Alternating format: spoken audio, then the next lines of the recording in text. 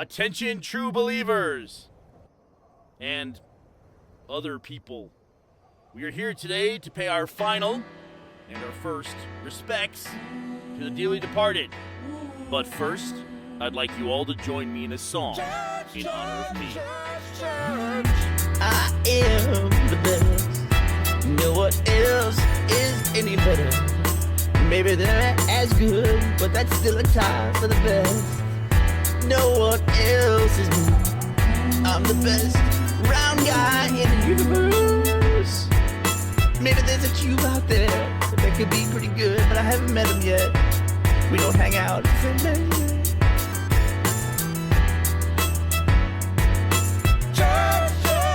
Sing along, you know.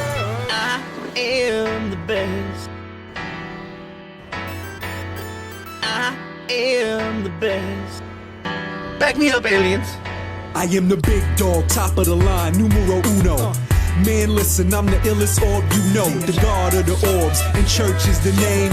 Nobody's better, and I know you feel the same. I'm so rare when floating through the air that all the other orbs ain't even in my atmosphere. They know to clear the way when the best come through, because I'm just the best and there's nothing they can do. Many tried, but just can't beat me. They all say it's hard, but to me it's rather easy to do what I do. Better than the rest, takes 4 words. I am the best. All praise church, the best, just admit it. Can't live without me, so you gotta live with it. I got a split, so let me hear you shout. Church, you the best. That's right, yo, I'm out. I am the best.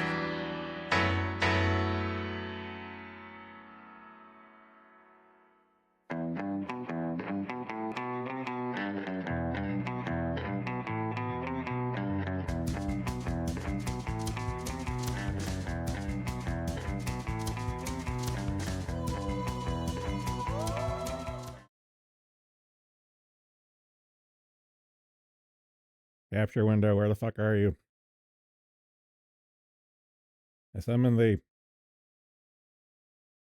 Yeah. Chat test. I summon the... Okay. It actually popped out this time? Yes. Good. Very good. Alright. File this under no shit Sherlock. Climate agenda set to push food prices even higher, analysis said. Yeah, of course. That's how it fucking works.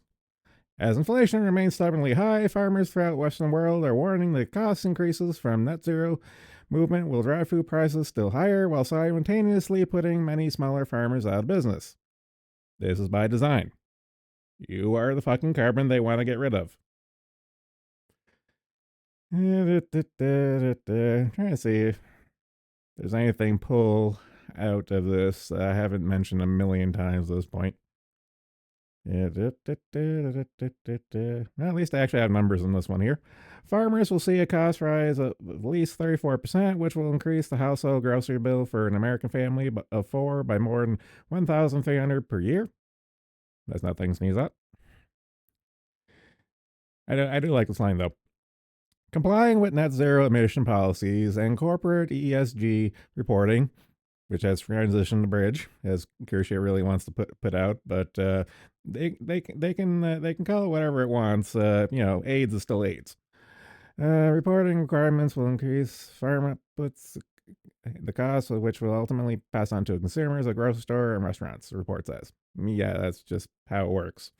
Like we've covered before, like I remember like a couple of weeks ago covering how when they tried to pass on heat pumps in the UK, the actual utility companies were actually ballsy for once and said to the customers, look, we're just going to pass on the cost to you guys. So if you guys want to stop this, here, go bitch at the politicians. And that's what happened, which was, a moment of clarity, to be sure. It's kind of more or less the same here when it comes to the whole climate death cult crap when it comes to farmers and shit. Like, they are screaming from the rafters that they are going to pass off on the cost to you because otherwise they're going to go out of fucking business.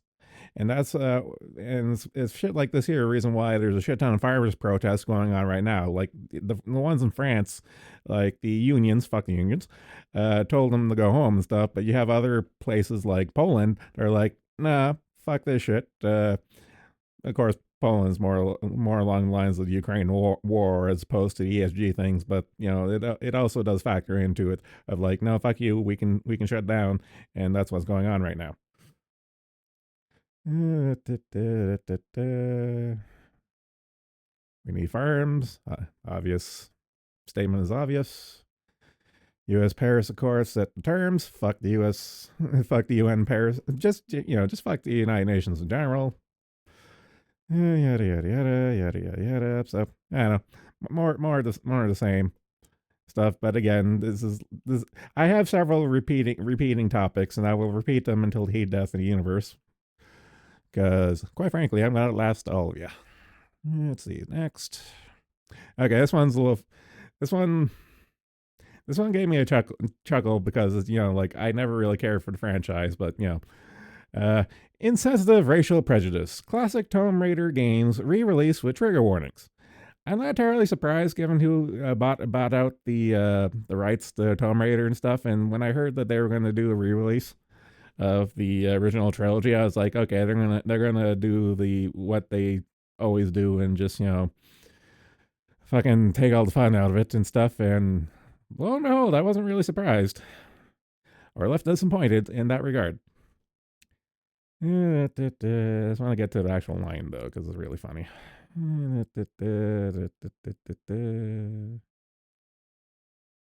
Yeah, because I remember when this initial.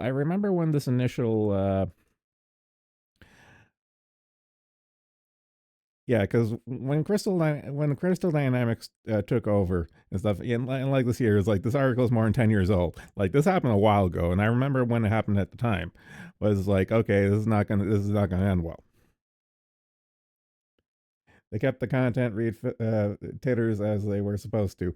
Well, it's kind of funny because like let's pick on another company instead of Crystal Dynamics. Let's pick on id Software. id Software specifically spun off a company to hold the Doom rights, specifically to keep the Doom rights away from Todd Howard. When that happened, I pissed myself laughing because it was fucking hilarious. They specifically spun off, like the Doom portion of id away from Bethesda. They spun off id specifically to keep that franchise, specifically Doom, away from Todd Howard, and that was literally on their financial statements. It was fucking hilarious. But again, back to Tomb Raider. So, like, honestly, all it comes down to this one here is that they literally just put a trigger warning at the start of the game, and it's just like. But the thing is, like, the trigger warnings, like, what's the exact wording? The game and this collection contain offensive depictions of people and cultures rooted in racial and ethnic prejudice. These stereotypes are deeply harmful, inexcusable, and do not align with our values at Crystal Dynamics. Rather, they are removing this content, we have chosen to present it here in its original form, unaltered, in hopes that we may acknowledge the harmful impact and learn from it. But even though they re-release this shit, I don't think they even played the games. And I'm pretty sure they contracted out because there's literally no racial stereotypes in the original trilogy. Because all you're fighting is animals, monsters, and mercenaries. There's no Ooga Booga natives. You're not. This isn't like the original Tomb Raider trilogy is not Resident Evil 5. Okay, you're not in deep dark Africa shooting Ooga Booga natives with like bones in their noses. Okay, like did they even play these games? Too bad they made two shit Doom. That's debatable. Todd Doom would have been better than 2016 internal. I don't know. I never really went all on board with the Doom deboot or however you want to look at it and stuff. There's good and bad of pros and cons to like the Doom reboots and Eternal. I don't know. I can take it or leave it. But and that goes double for like in this case Tomb Raider. I can really take it or leave it because I really don't give a shit. Throwing shade at the Hogwarts Legacy boycott because that there went swimmingly. He got mentioned that in the video game article. So yeah, I don't know. Yeah, but like I remember when the Looney Tunes, like Merry Melodies, like the re-releases of like the old Looney Tunes and stuff, they actually had Whoopi Goldberg of all fucking like cocks, gave the riot act of like trigger warnings for like okay we're presenting these cartoons in their original forms and like blah blah blah, and they're pretty much doing the same thing here, but in those old cartoons, yeah, there were racial stereotypes, but in this here, the Tomb Raider trilogy, it's like it's not there. There's a trigger warning for nothing. That's what kind of where it gets my goat in this instance. It's like there's a trigger warning for nothing. They're just virtue signaling something that isn't even fucking there. It's like fuck. It's like how desperate are you? It's the fucking Jesse Smollett problem. Okay, there's not enough racism going around for everyone, so they have to make up shit. And in this case, it's just like it's like racial insensitivity. It's like it's not fucking there. You're just making up shit that no one's gonna check because the people who would actually get butt blasted by the shit is not gonna buy the game and not gonna play it. So they're not gonna be able to confirm or deny whether or not there's a racial stereotype, but there isn't. So it's like fuck. Okay, I got a little more worked up in this here than I thought because just how stupid it is.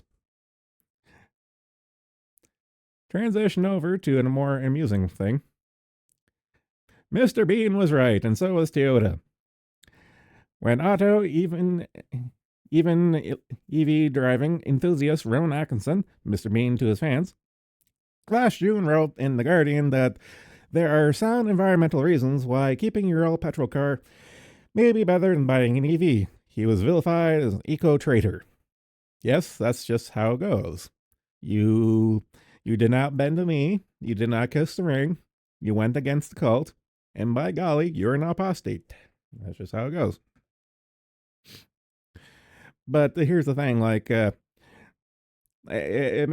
want to read this entirely, but and it does mention this here. Like I knew beforehand that Rowan Atkinson, he is an electrical engineer. Like that's his like he's an actor and a comedian and stuff, but he's actually a certified electric engineer and stuff. So he's not an idiot. Yeah. So it's like when it comes to like like he's like Rowan Atkinson is a car nerd. That's why he went for his electrical engineering and like mechanic and shit and stuff because he's a car nerd and stuff. So he knows what he's talking about when it comes to cars. And the instant he goes off reservation when it comes to the climate cult and stuff, of course they fucking jumped on him and called him Satan incarnate, which is kind of funny given one of his routines is he's playing Satan, but. Oh man, I gotta rewatch Rowan Atkinson live. I've only seen several of them. I know he does it like every few years, and he updates his routines for some of his skits and stuff. I really need to get caught up on some of those because fuck, his Welcome to Hell skit is fucking hilarious. But I continue. Yeah, so it kind of comes down to it's like. So Rowan Atkinson, he was just like, okay, these things are not all they're cracked up to be, so maybe tap on the brakes on something. And so that's where he went off reservation and pissed off the powers that be. But of course, the bold text says, translation, only glowing reports on EVs are acceptable public speech. Because much like Scientology, it has to be all glowing, and the instant you say boo, you're going to get sued out the ass. That's how cults work. And I've mentioned repeatedly over a year ago, then Toyota CEO Akito Toyoda had cautioned that EV transition would take longer than the media would like us to believe. Duh. Because it's a bubble, and the bubble bursts, and the whole thing is falling apart. Which we're seeing in glorious 4K. So like those who are like Rowan Atkinson and other people are just like, okay, it's not be all end all, curb your expectations. And of course Toyota is just like, yeah, this is all This is all fugazi. It's all fairy dust. And of course, now they're just laughing because, like, called it. Like them spinning off Polestar. We talked about that before. And I just think it's kind of funny because this here, like Mr. Bean and the like Rowan Atkinson and the electronic vehicle problem and stuff is kind of it's kind of like a microcosm, because we've seen this before with fucking J.K. Rowling on the whole like all these gays and racial allies and all that crap and stuff. But the instant she went off reservation and became a bloody turf and stuff, well, then suddenly reality came a knocking. And that's kind of the same thing here. It's like you can pay all the lip service you want or something, but you will, like, this is like communism 101. It's like you can never be completely pure all the time forever and stuff. Eventually something will give. And that's just how it goes. I like my impact text. Thank you. So, yeah, that's pretty much all this comes down to.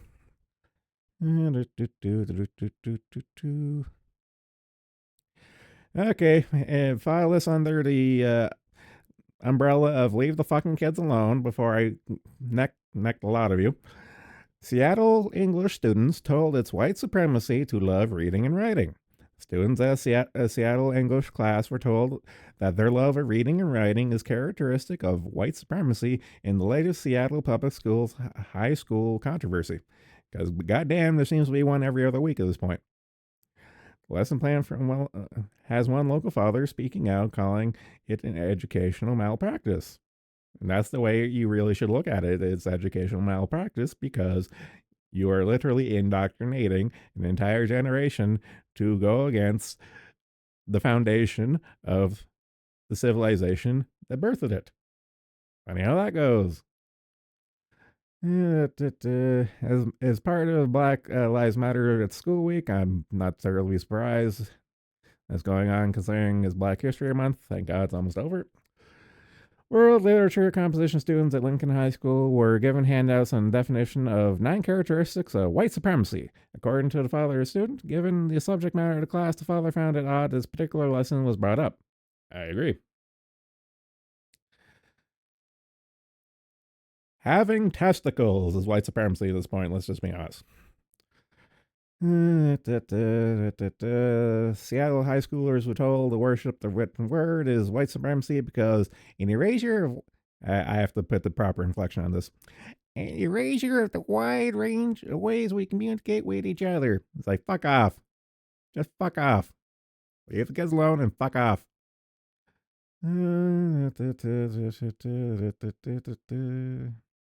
Actually, I finished the paragraph because it's actually really good.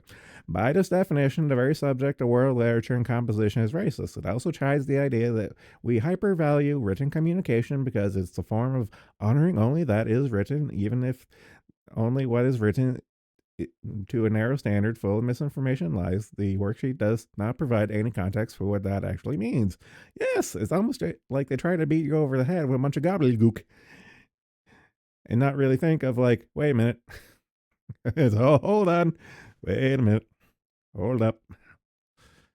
Yeah, I should kind of agree with the dad in this one here. I feel bad for any student who actually internalizes stuff like this as a setting them up for failure. Yes. It's almost like it's by design. Father remains anonymous for fear of retribution against his child by the Seattle Public Schools. He said that other pieces of the worksheet were equally disturbing. Yeah, pretty much.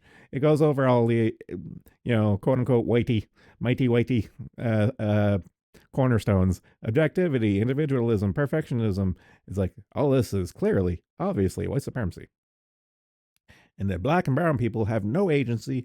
And if you internalize this here, you're an Uncle Tom. That's all. Again, it's like the age-old thing of, like, who pays attention, who makes everything about their existence all about race. If there's only a word for it that describes a condition, if only. So, yeah, I know. Again, it's Seattle, so it's not terribly surprising, but you know, it's not just Seattle. It's happening everywhere, whether you like to think about it or not.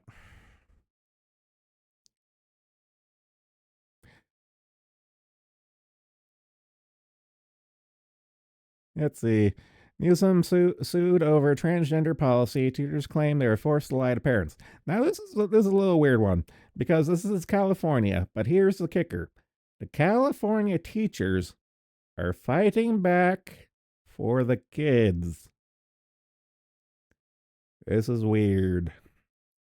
Teachers are suing California Governor Gavin Newsom and the California Attorney General Rob Bonta in federal court over policies they say force them to conceal transgender status of young students from parents. So this has been policy for a lot of places for a while of like, hide the transitioning kids from the parents and stuff. And it's usually like the communist teachers pushing this shit. But the fact is, the California teachers are pushing against this. I have to think of like, why now? Why this? What's changed? It's weird. The communists are fighting back against communism. It's weird.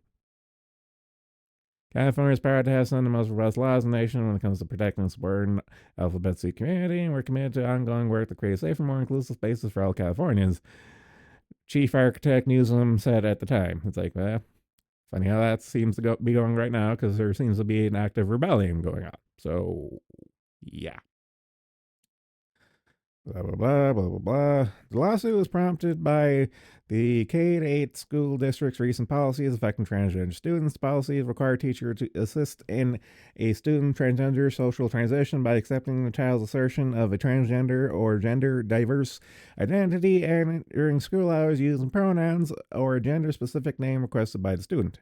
At the same time, policies allegedly require students to revert to biological pronouns and legal names when speaking with parents in an effort to conceal information regarding the child's asserted gender identity. The teachers objected on moral and religious grounds. Again, I need to remind that this is California teachers saying this, so this is still weird. To the policies said they were uncomfortable with the prospect of keeping secrets from parents about their children's gender identities at school. They asked the district to exempt them from the policies, but their requests were denied. What a shock. Yeah, so, more people were added to the lawsuit and looks like it's gone through. So, again, it's just weird. Those Mexican Catholics can be a spanner in the works. Yeah, Mexican Catholics is one thing. I'm kind of more leaning towards there might be some religion of peace thrown in there too. I don't know if I have this lined up, but I remember reading an article. I think it was like Minnesotan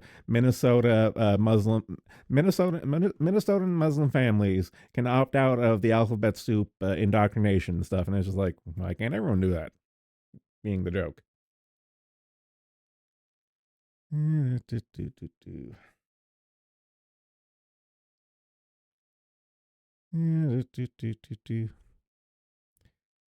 Okay, so I don't know. Again, overall, the takeaway from this here, I find it weird because it's an outlier in that teachers from California are fighting back against this. Again, I just find it weird.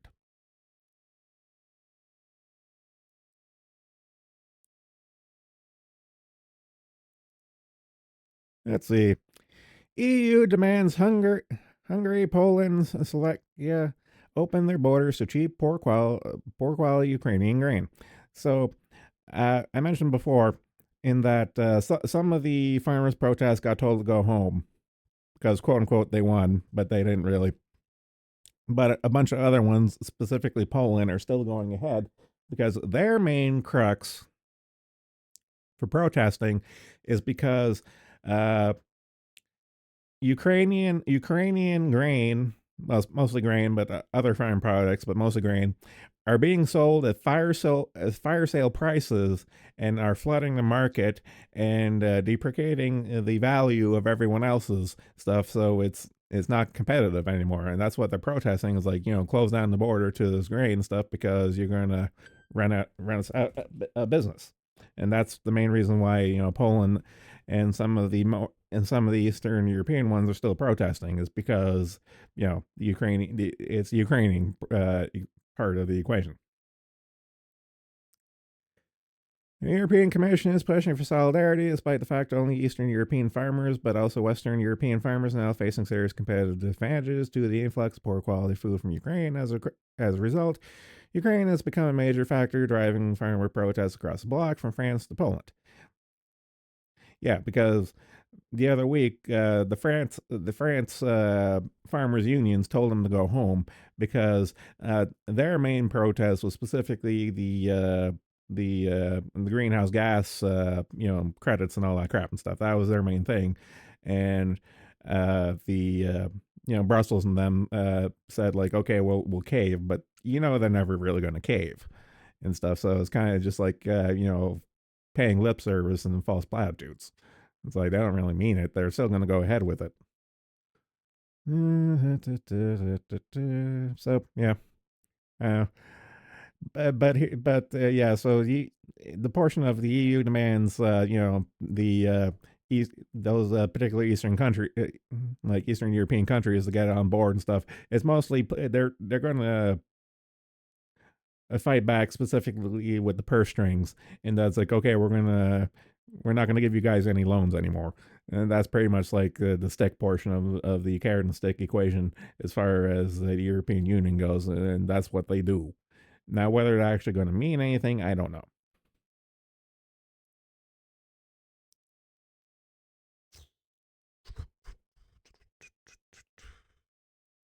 Damn you. Okay, the token geology article, because I find it interesting. Visualizing global uranium reserves by country. There can be a tendency to believe that uranium deposits are scarce from the critical role it plays in generating nuclear energy, along with all the costs and consequences related to the field. But uranium is actually fairly plentiful.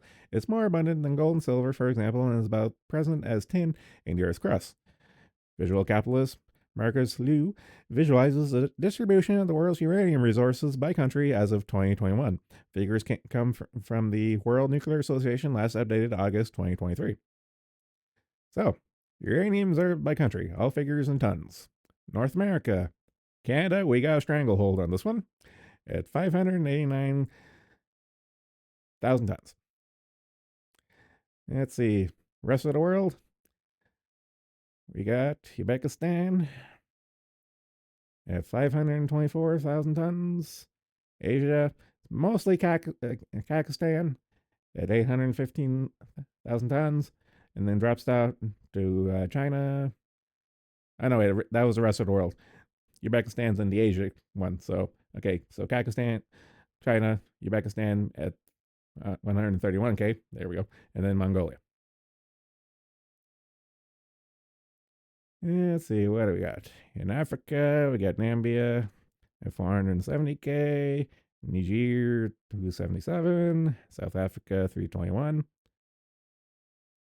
In my mind, I always thought South Africa was the bigger deposits, but then again, South Africa has kind of like everything, so that's why my mind kind of goes for, when it comes to African mineral deposits, just like South Africa has like literally fucking everything. But Namibia, I'm not surprised. Australia fucking mogging us 3-1 at 1.7 million tons. Let's see, Brazil 311, Russia 481, and Ukraine 107.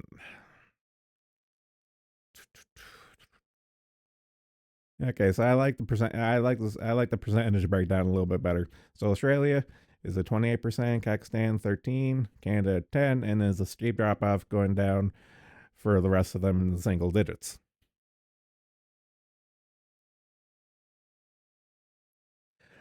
Australia has the most world's uranium, but we're not allowed to use it. Canada's not that much better because Canada, we have uranium pretty much in all provinces, but there's not. But most of the provinces, I shit you not, most of the provinces prohibit by provincial law. You're not allowed to even look for uranium.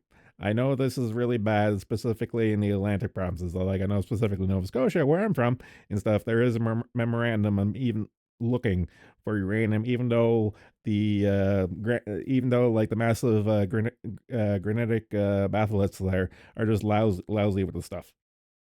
It's like you can have a thriving uranium industry in Nova Scotia like that, but they're not going to because they're a bunch of fucking hippies. They're scared of like the magical green rock that makes money. So, like in terms of Canada, it's mostly like the usual, the more favorable mining districts are like Quebec, Ontario, Manitoba, and then drops off from there because once you get to Saskatchewan, there's more farming as opposed to mining stuff. But you even still have stuff shit like potash mining and stuff like that. So yeah, I thought this was really neat.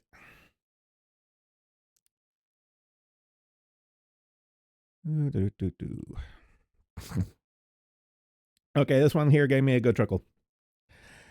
UK Met Office says it can't back up senior meteorologist claim the storms are more intense due to climate change. It's like it pretty much what I read from this here is that their lawyer says like, look, we know it's bullshit, you know it's bullshit. If you go on record saying some of this here shit, that means we become liable. So knock it off. Is what I'm kind of reading from some of this.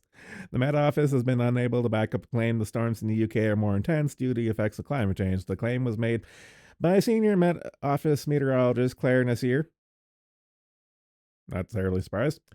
On January 22nd on BBC 5 Live at Breakfast, in the aftermath of Storm Isha, and led to Freedom of Information requests and explanation by investigative journalist Paul Homewood. The Met Office has replied it is unable to answer the request due to the fact the information is not held. Which means they pulled it out of their fucking ass. In fact, the Met Office could have addressed the claim that storms are varying intensity by referring to its own State of the Climate 2020 report. I'm not going to read it because my brain hurts. Just because of the sheer amount of bullshit that they're pulling out.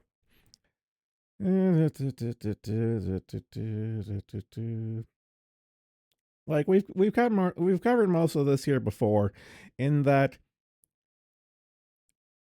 it's subversion 101. You make the people scared over something, like in this case the climate death cult. So like global warming, storms, blah blah blah blah. Is that you make the people scared so that they give up control and you get more power, blah blah blah. We've seen this a million times. And it's funny because it's gotten to the point where they can't even continue to spout out their bullshit because they get fact checked left, right, and center. Thank you, internet. And getting called out in real time on their bullshit is fucking hilarious. And this is kind of just like just one of many instances on it.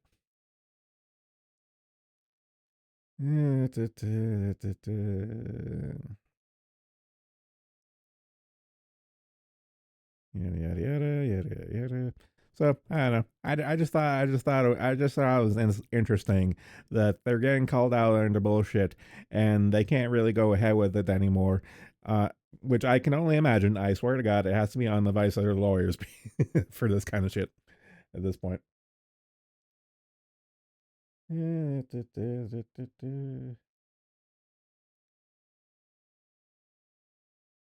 the emus. Australia has laws on the books that prohibit nuclear research, even though they produce 90% of the world's medical technicians. Yeah, Canada's the same thing too. Truth be told, actually, Canada produces most of the world's reactors. Like the CANDU reactors are pretty much like the most popular reactor in the face of the planet and stuff. And the joke is we can make a nuclear bomb in like a night if we really wanted to. Push comes to shove, the Leaf can have the bomb. because it's not like we don't have that information a million times over from the United States anyway. Climate change is economic suppression as the main control mechanism. Well, yeah, Eh, but it also does come down, back to the my favorite expression is that you are the carbon they want to get rid of, and we've covered this before on the sociopathy and psychopathy of the powers that be thinking their shit doesn't smell, and it's like, okay, well, we're going to make our doomsday bunkers, and we'll out survive the uprising of the pearls. And it's like, well, no, that's not how it's going to work, because someone's going to build your doomsday bunker, and they know where it's going to be at, and who the fuck is going to fly you to your doomsday bunker? If shit actually does hit the fan, who's going to fly you? Like the pilots will just be going home, and they'll just nick off with the planes and go to like their homes and stuff, and you're going to be high and dry, and all your money's not going to be worth anything. And I honestly want to see the collapse of Western civilization, just to see the looks on some of these chuckle fucks when shit really hits the fan. It's like, oh, it's like your money means nothing. Oh god. All right, moving on.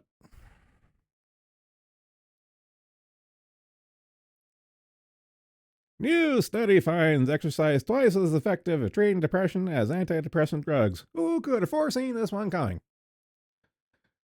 A new study has found exercise is twice as effective as alleviating depression than taking antidepressant drugs. Translation: touch grass. It does you good. Blah blah blah blah blah blah blah blah blah blah. And it's not even like a big major exercise. Just like walking or jogging 2-3 times a week is the best way to improve mood. Duh. It's like maybe all those fitness videos from the 80s, they're onto something. Blah blah blah blah blah. Walking and jogging is good. Yep, we notice. But I also I like this little line here too. Social media addiction has also fueled emotional incontinence and oversharing of feelings, leading to depression and anxiety being virtually glamorized. We've seen this a million times, but more specifically in terms of clown world, absolutely rampant plague that is the troons and the trenders and the Munchausen by proxies, or the new colloquialism, which I will always find amusing, transhausen by proxy, is more or less the same kind of shit and stuff. It's like the self-fulfilling prophecy of self-destruction via social media, and then they give you the medicine to make you magically feel better, and then through you they get the reoccurring revenue bundle, or the rundle, of the perpetually medicated zombie slave. And I what's a good way of putting this?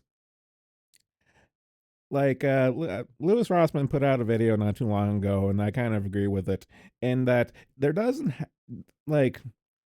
have to be an active conspiracy, because all the conspiracy is two guys trying to fuck over a third guy.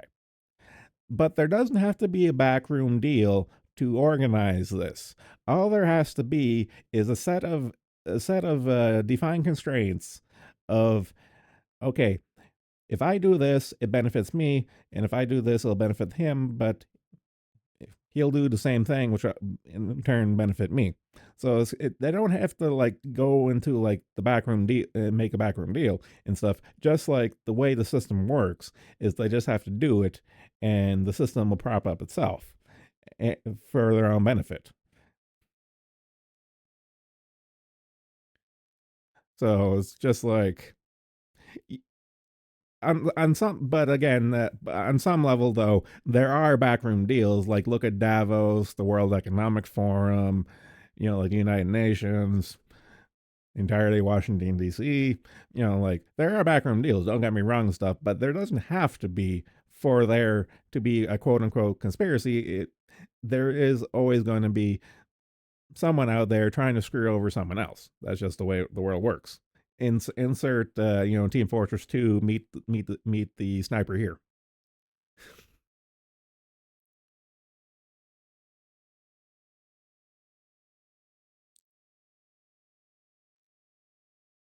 Okay, kind of roughly on the same idea of you will live in tiny homes and drive EVs and be happy. This is the future they have planned for us. This is nothing new. We've been over this before, and it's kind of old hat right now of the you'll own nothing and be happy and stuff. But even though there has been pushback on this here, like don't get me wrong, there is pushback on the powers that be and stuff. But here's the thing: the powers that be are fucking stupid.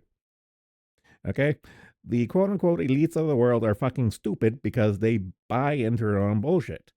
And they think that business as usual is business as usual. And they're continuing on of saying what they're going to do.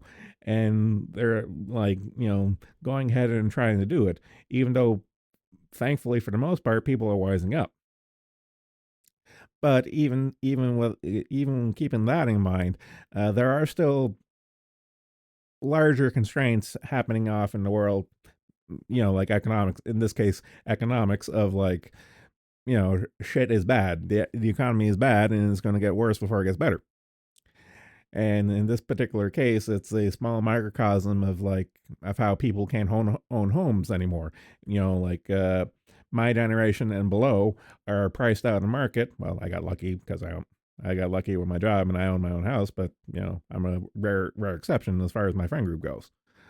But for the most part, it's like people can't own homes anymore, and so it's just like, okay, you got to live the car life or tiny homes or fucking the like the Home Depot like micro home kind of shit and stuff they're peddling and stuff. But ignoring the powers that be and the grand conspiracy of owning you and all that shit and stuff, just even ignoring all that their stuff, is just the economic constraints of shit be bad. And sometimes it's as simple as that. Shit be bad. So it's just so this here is kind of just breaking down the numbers of like the percent. Again, this is just another one of those survey study article kind of things and stuff. But it's just reiterating stuff we've seen before. Is like people are living out of the cars, going to like Planet Fitness for a shower and then going to work and stuff like that. And it's just like it sucks, but sometimes you just gotta make do.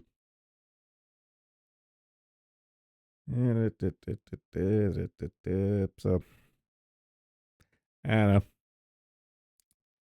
It kind of sucks being a black pill kind of thing stuff, but so yeah, just the world we're in right now.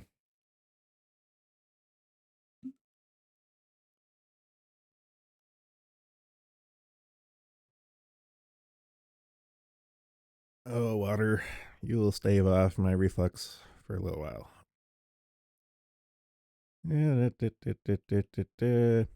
Okay, this one's weird. This one's weird because it's a case. This one here is weird because it's a case of asshole versus asshole. In that, no matter who wins or loses, I'm entertained, but it's kind of weird. GoFundMe shuts down Tornado Cash legal defense crowdfunding. American crowdfunding platform GoFundMe, which are a bunch of cucks, don't get me wrong, canceled a fundraiser dedicated to collecting legal fees for the co-founder of the controversial cryptocurrency mixer Tornado Cash, Roman Storm, and its developer Alexei Pertsev. I don't speak Pideo. So, long story short, is that this was another one of those crypto scams and stuff, and they got effectively the scam ran out, and they're looking to crowdfund legal fees. But GoFundMe cracked down on that there.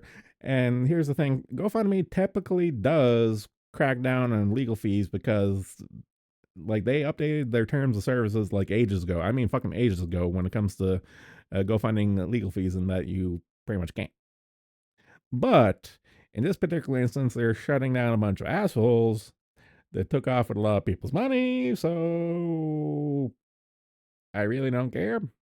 So, but I'm just overly amused because it's just like, you know what, you two duke it out. I don't care.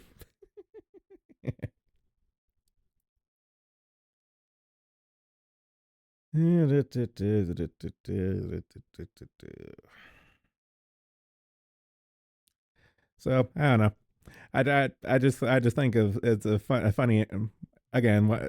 I am tickle pink in any instance where it's asshole versus asshole. In this case, I don't care. A bunch of crypto bros. The scam ran out, so feel bad for people who got conned. But in the particular case of these guys, fuck them.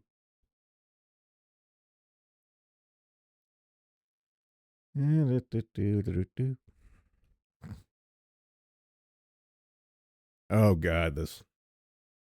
Okay, I need to mentally prepare myself because much like the weathering article I read the other day, this one here is a bit of a doozy,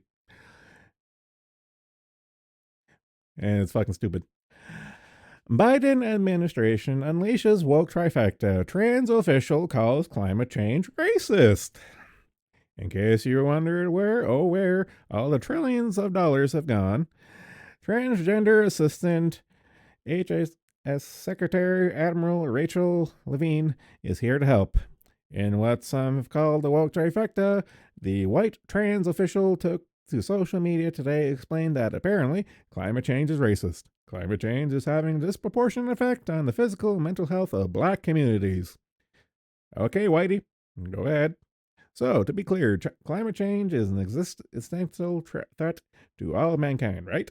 That's an essentially threat to the communities of color. Trust the science. But have no fear, America. Rachel has a solution, as they explain. Through our Office of Climate Change and Health Equity and the Office of Environmental Justice, I need to remind you this is actually a thing now. I say the American Empire is in decline, and I pointed them to this. It's like, well, we'll stop there because the fact is there is actually government offices for those things you need to know. You know, like again, I've said this before and I'll say it again. This is why I like reading fucking Zero Hedge, because at the end of the day, these guys are economists and they don't give a fuck. They're just about the money and the numbers and stuff. And unfortunately, the money and numbers are affected by this stupid clown world shit and stuff. So and they'll call it where they see it, and I tend to drive on the same wavelength. So I'm not gonna watch the video because it's fucking cringe as fuck. But I do like some of the comments on the twatters. The socialists went into hyper sarcasm mode. Is this real? What the hell? What is your plan to save black people from Mother Nature's white supremacy, Admiral? Peak Twilight Zone. The world is laughing at us. Yes, we are. Unfortunately, in my particular case, my country is tied to you at the hip, so when you go down, I go down too. Fuck. But I don't know. It's just fucking stupid retard shit. It's like, again, I'm having like Vietnam flashbacks to reading the weathering article from the other day because it really is that stupid, and it all does tie together.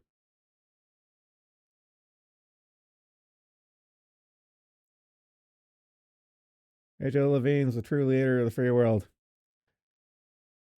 Well, here's a scary thought. What's better, the mental patient in charge, or the people behind him at this point? Because goddamn.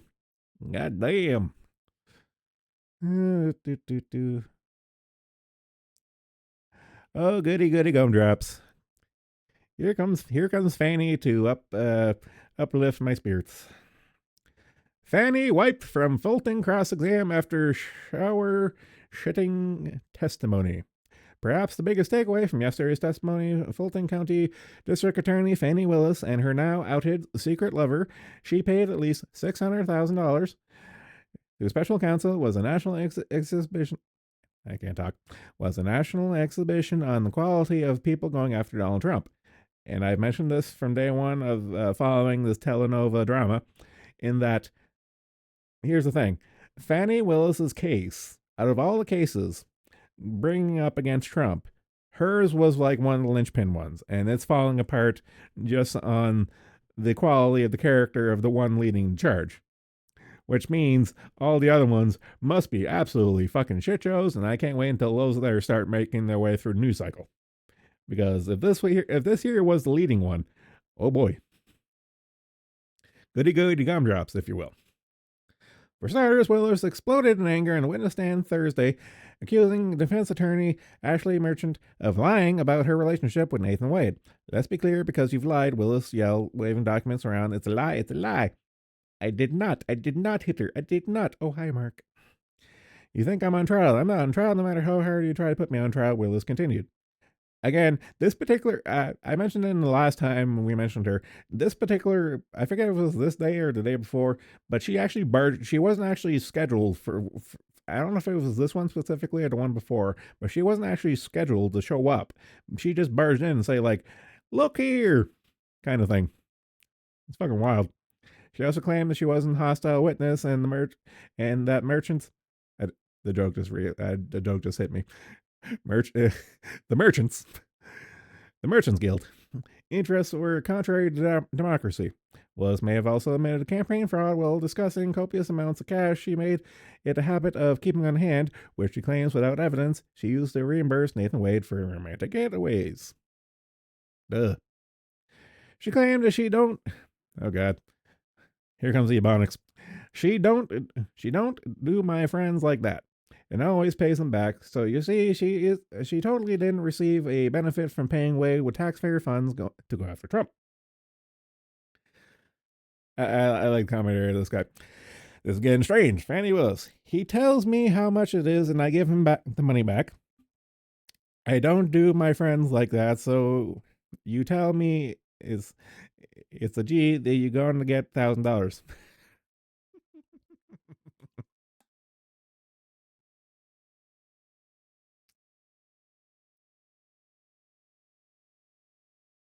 Oh yeah, this thing.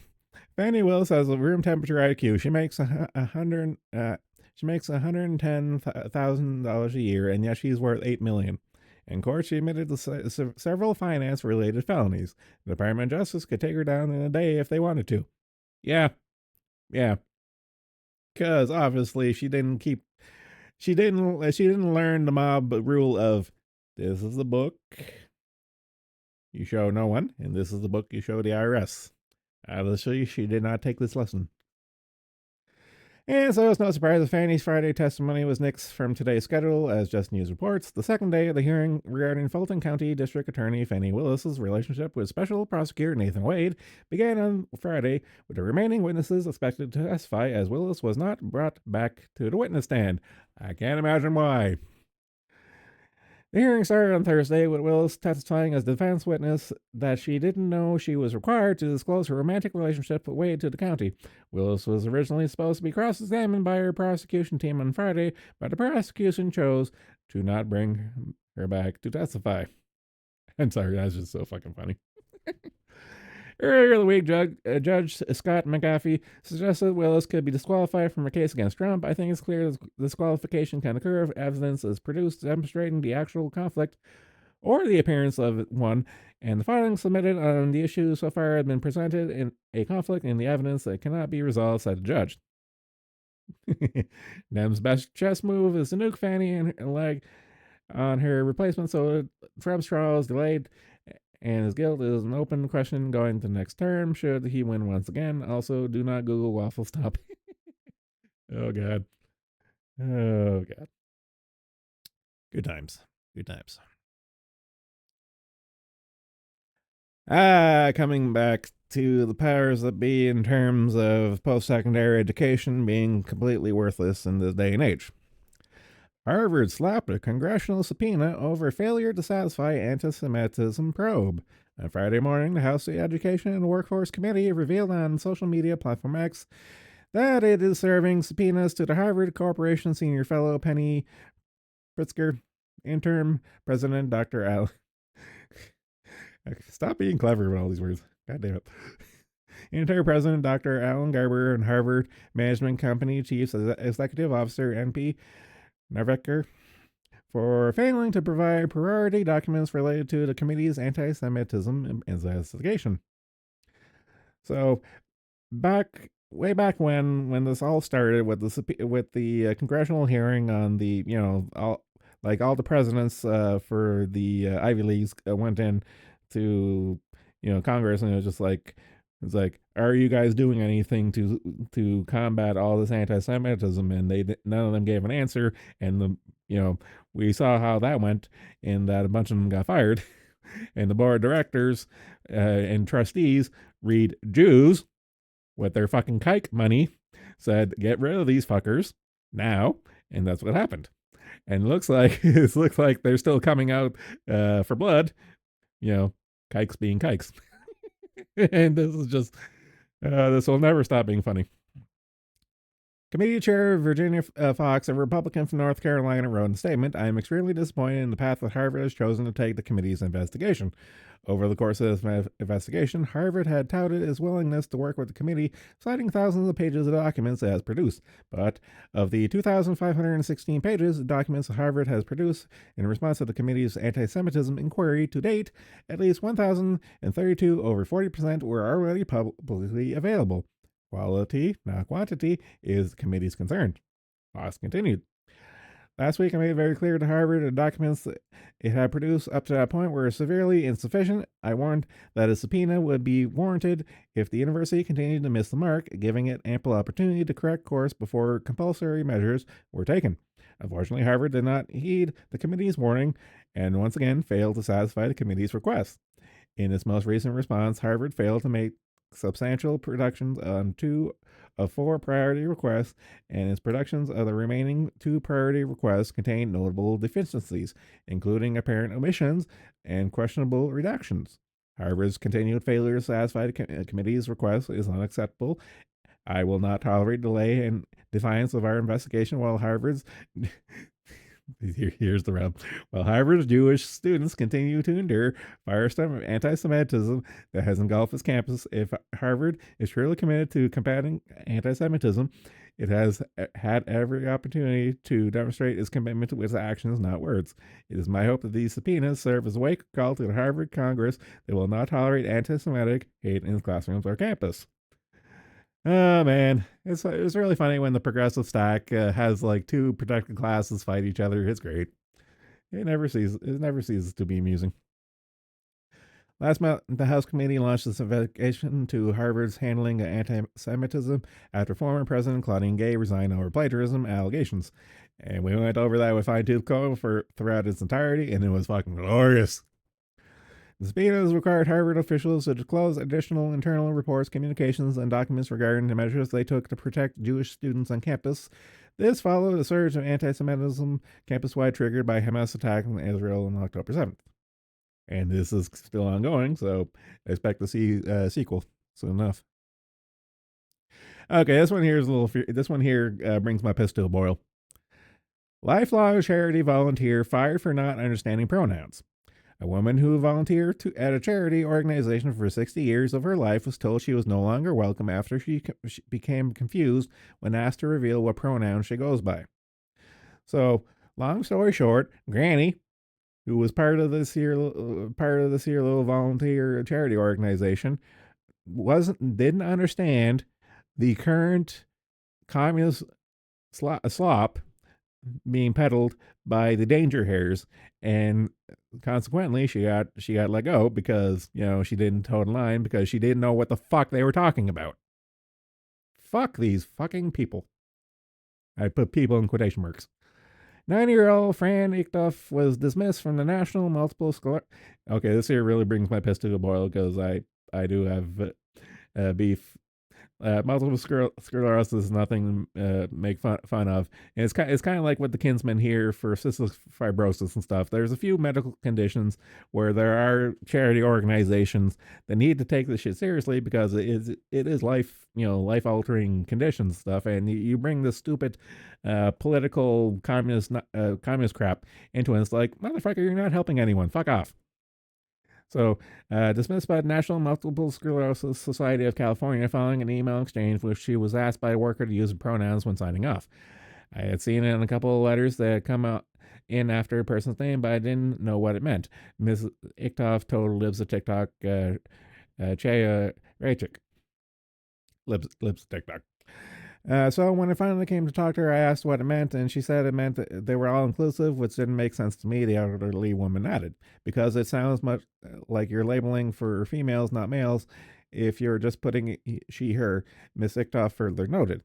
She then received an email a few days later informing her she was no longer welcome because of a failure to abide by diversity, equity, and inclusion guidelines. Fuck these cunts. We appreciate your dedication and contribution as a self-help group leader with our organization. As we discussed earlier during the phone conversation, after a thorough review of our guidelines and standards, it has come to our attention that there have been a failure to abide by diversity, equity, and inclusion guidelines during your time as volunteer, the email stated. It concluded, unfortunately, based on the situation, we have made the difficult decision to have you step down from your volunteer position effective immediately. I was completely shocked when I read that, and I couldn't believe that. I had to read it a couple times to see if I'm getting what she said.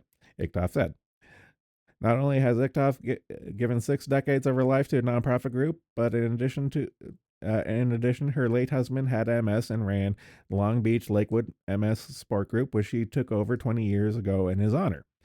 To turf her out over something so meaningless, essentially barring her from being able to do good, this is the fucking evil, vile shit, and punish her for a lifetime of kindness and dedication is truly sickening and shameful. I agree. Her daughter, Ellie Hamilton, urged that MS Society appears to have lost their focus on finding a cure for MS and helping the patients. It's sad that they are discriminating against her because MS doesn't discriminate. It can happen to anyone to get the disease, and yet they're discriminating against her because she asked a question to explain what pronouns were, Hamilton added. Incredibly, following the interview, the MS Society doubled down on spending and sending an email to other volunteers in which the executive vice president of the group's general counsel suggested a 90-year-old was let go because others shouldn't have to feel unsafe at work. Fuck these cunts. Goddamn. The group then tripled down on Ichtov's firing, noting, "We believe that our staff acted with best intentions and did their best to navigate the challenging issue." No, they didn't. They got rid of fucking Granny. Fuck them. I don't know.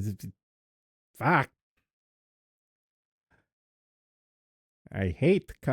Every time I have a chance to post on in the general thread, like me and Sopmod, we hate we hate communists. Fuck. It really just undersells the point of I fucking despise communists so much. Fuck these cunts. Ruining a little lady's volunteer. She was a volunteer, goddamn. Grinds my gears. Oh, please have something stupid. Come on. Ah, yes. This is delightfully stupid. To bring down my blood pressure. Slave descendants want, let's see, 74 billion from St. Louis University. St. Louis University should hand over $74 billion in reparations to the descendants of slaves who purportedly built the Jesuit Catholic school and advocacy group announced recently. The descendants of St. Louis University enslaved group laid out demands during the press conference last week. The $74 billion number came from the economist Julien Melville, who apparently believes the slaves never slept. I agree. They shouldn't.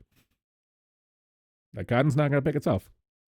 An estimated $365 million in unpaid labor was announced, and with added interest over time amounts to $70 billion, according to Melville, as reported by Spectrum News. The number was based on labor done 24 hours per day, 365 days a year, for 70 enslaved people from 1823 to 1865, she said. "We're not asking for a handout, we're asking for the debt to be paid," one descendant said. The group represented Arvant Martin, pictured below, civil rights attorney, CNN commentator. So, opinion immediately discarded into the garbage. While the university usually caves to the demands of racial activists, they weren't as promising when they'd hand over $74 billion. SLU's participation in the institution of slavery was a grave sin. We acknowledge that progress in our efforts to reconcile with the shameful history has been slow, and we regret the hurt and frustration this has caused, the university told media. Continuing this work as a priority for SLU and the Society of Jesus, the university stated, as we move forward, we hope to reestablish and build deeper relationships with all descendant families to explore together how best to honor the memory of those who were enslaved by the Jesuits. Georgetown University, which also run by the Jesuits, created a $1 billion fund to compensate this past involvement in slavery. Flagellate yourselves, you fucking whiteys. However, there are no direct payments, and the descendants have questioned where the money is going. Funny how that works. It's like, money is not going to you guys. Who could have seen that coming? Fucking useless idiots. Nobody, Georgetown SOJ Descendant Truth Reconciliation, talked to us when the Senate told the college fix in 2022. Georgetown first announced a plan to much fanfare, including New York Times write-up. I remember this one. The DC University plan raised $1 billion according to April 2021 announcement, a short-term goal of $100 million. In May 2023, the university announced the first 5 recipients of the grant from a $400,000 per year pool. But here's the kicker.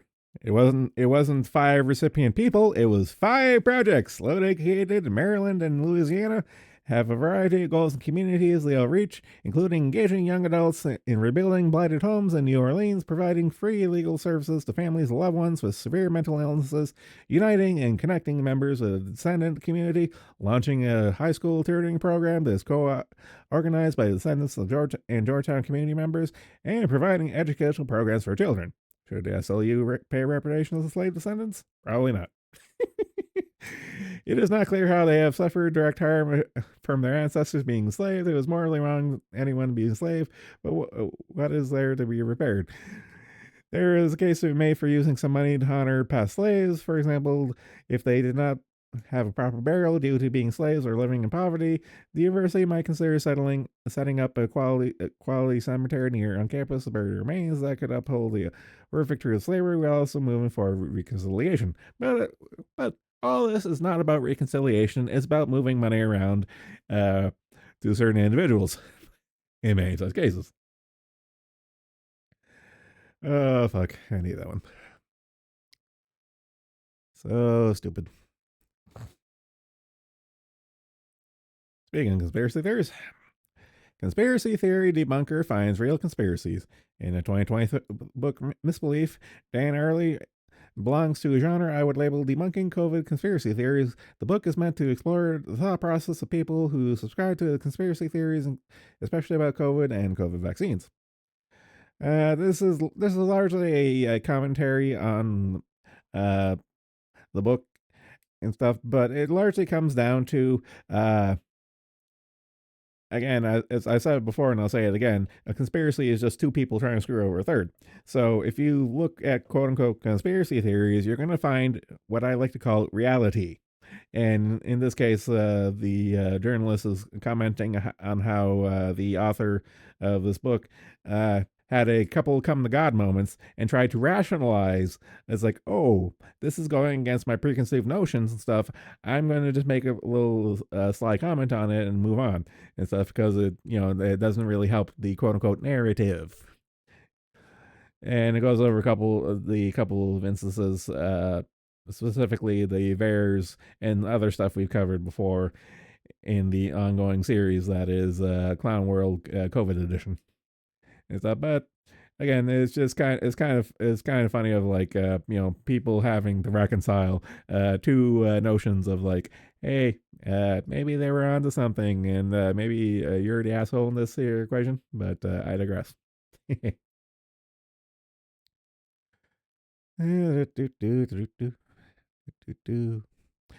this one gave me a good chuckle.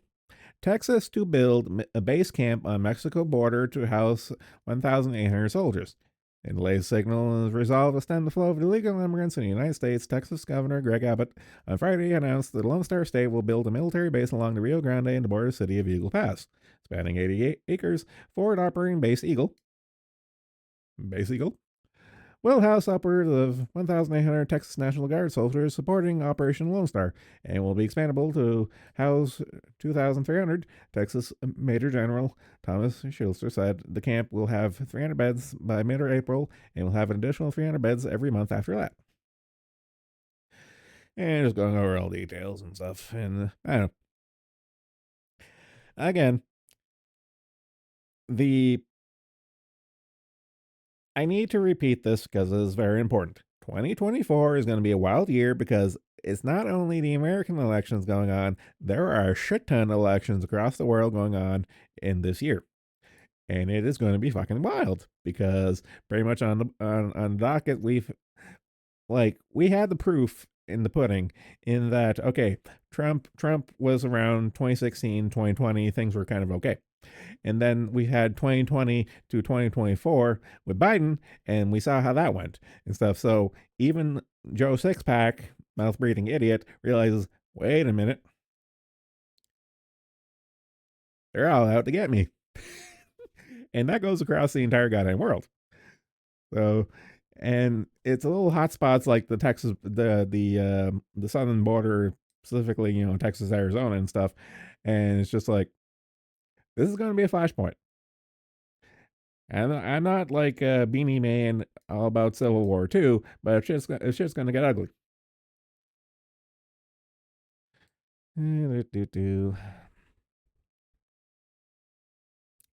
Oh, what's this one?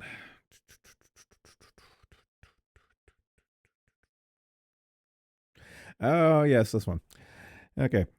From censorship to criminalizing dissent. This one here is out of France, and pretty much what they did is they passed a new law that effectively criminalized made thought crime a thing, specifically in terms of like what I got my medical misinformation strike on YouTube is the crime of criticizing the mRNA shots. Criticizing called the Pfizer law, it calls for fines of 45,000 euros and possibly 3 years in prison for debunking and improved medical treatment. Big ass air quotation marks on approved and medical and treatment. It's much like the Holy Roman Empire. This is not what it means what you think it means. But again, like a bunch of places have laws and books effectively to this equivalent. Like I know Canada does, like and stuff, but like UK and a bunch of other places. So I'm kind of surprised that this article made the rounds, specifically pointing out France, because this seems to be kind of like modus operandi for a lot of countries right now.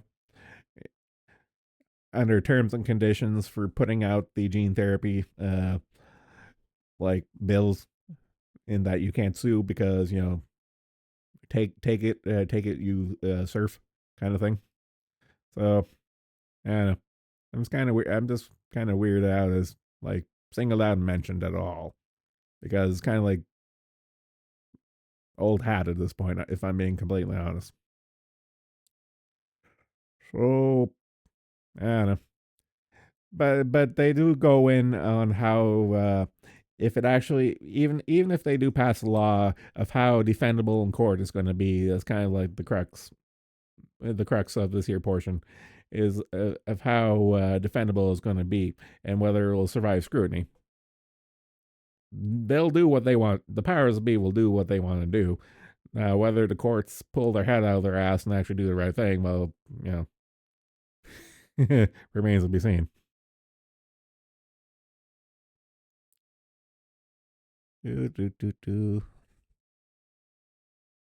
Oh, God, this one. Chicago mayor extends contract on anti-crime program that he campaigned against as racist. I repeat that because it's very funny, and I remember when this here first made the rounds. Chicago mayor extends contract on anti-crime program that he campaigned against as it being racist. God, I love it when the chickens come home to roost for these idiots. So this is by Jonathan Turley, a Chicago native, and he's just going over the backstory of how Mayor Brandon Johnson was just like, all these police measures are racist, because of course they are. But then, of course, Chicago being the hellhole it is, defunding the police went as well as Seattle and Los Angeles and New York and all those other places. They defunded the police, and of course that thing went more to shit, even though it was already shit to begin with. And of course he quietly renewed measures to keep it from going completely tits up and stuff. And of course he's getting called out on it as like, hey, didn't you campaign against that there thing you just renewed? Ah, you little weasel, you. So I don't know. I think it's kind of funny because reality will slap you in the face with the massive schlong, and when it happens to a communist, that always tickles my fancy. It does.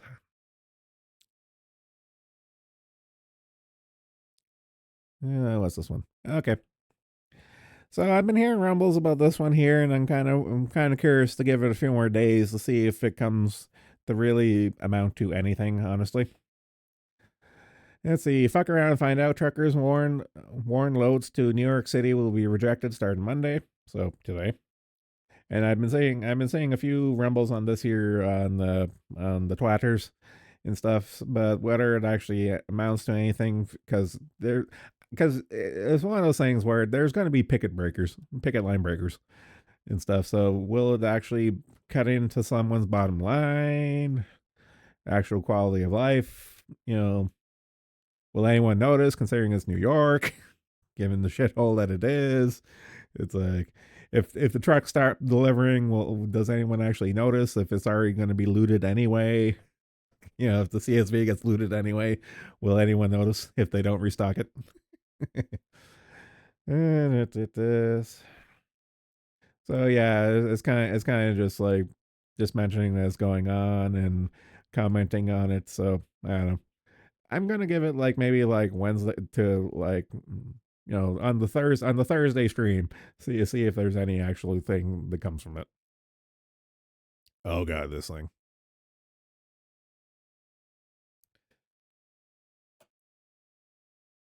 Oh, I need my Pepsi AC. Because it's stupid. It hurts. They're stupid. It hurts. Oh, Lord. Give me strength, Lord. Make my hands strong, Lord. Incest is best. The Economist says copulating cousins cool in most cases. With America facing population collapse thanks to pandemic, which compounded the already shrinking birth rates, petrified young men who don't want to get Me Too'd for trying to get past first base, and record number of young Americans identifying as anything but heterosexual, The Economist wants you to know that it's probably fine to bang your cousin, which they also note is illegal in 25 American states. Shocking. Oh, God. After a dig at Kentucky for quickly withdrawing a proposal to remove first cousins from the state list of incestuous family relations, the article goes on to actually explain the risk of genetic mutations among offspring of first cousins is greater than non-incest relations. However, it increases is quite small. Justifying kids and cousins further, The Economist suggests that it's unfair to prevent incest because many other couples face far higher risk of genetic complications for the offspring, and those unions are not banned, such as people with recessive genes for certain disorders, such as sickle cell anemia or cystic fibrosis. Their offspring have a 25% chance of being born with the disorder, yet those marriages are allowed. The law against first cousin marriage is a major form of discrimination, said University of Washington Department of Medicine Director Genetic Counseling Robin Bennett, who's probably inbred herself, let's be honest. Look at those soulless eyes. Yep, touch any inbreeding. According to Bennett, the risks are very low, not much different than any other couple. The Economist then goes on to let us know that the Bible does not directly ban sexual relations between cousins. How else were all of mankind descended from Adam and Eve? They write, though the Catholic Church did later prohibit first cousins from marrying, though exceptions were made for a fee. Read royalty being inbred as fuck.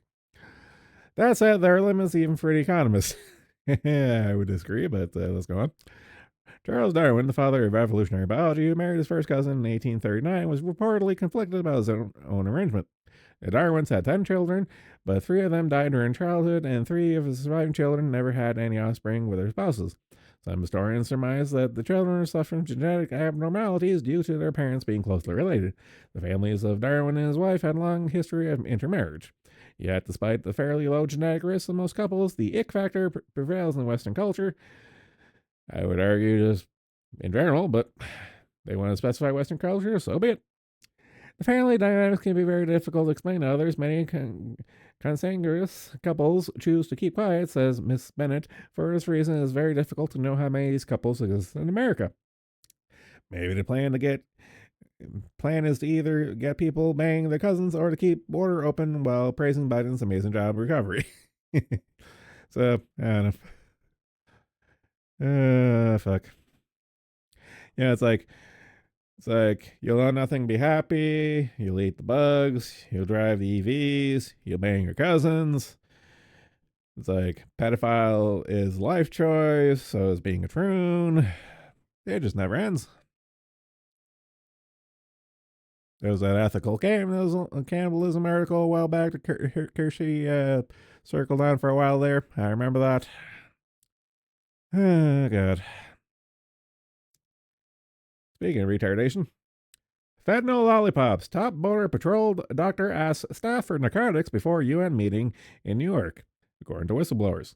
Several whistleblowers allege that Chief Medical Officer for Customs and Border Protection pressured his staff to smuggle fentanyl lollipops to a September United Nations General Assembly meeting in New York last September, according to reports submitted to Congress on Friday. According to NBC News, Dr. Alexander Eastman's staff thought it was really strange that their boss would need to order fentanyl lollipops to take with him. What's more, his explanation was hilarious. He might need them as part of his duties in case any... I have to slow down because this here is really stupid. What's more, his explanation was hilarious. He might need them as part of his duties in case any injured CBP operators need pain management should an emergency occur. So his logic is that he needs fentanyl lollipops in case any of his boys stubs their toes on the job at the United Nations in New York. Okay? He needs fentanyl lollipops on hand to administer treatment. He's dipping into supply is what I'm getting at. He's dipping into supply.